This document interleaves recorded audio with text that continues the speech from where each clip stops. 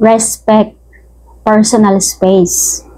Hindi lahat ay komportable sa hawak, dikit, utapik, utabi. Ang personal space ay invisible boundaries na dapat igalang, pamilya man, kaibigan, o sa pampublikong lugar. Say excuse or say sorry kapag natamaan. At madalas ko yan na-experience sa isang grocery store.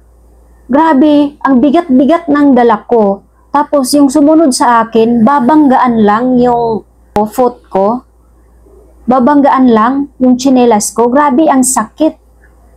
Tapos hindi pa marunong mag-sorry. Tapos nasa linyahan, cashier, babanggayan. Bangga yung bag. Hindi man marunong magsabi ng excuse, sorry. Diba? May tao talaga na ganyan. Kung halos yung puwet, dedikit sa likod mo,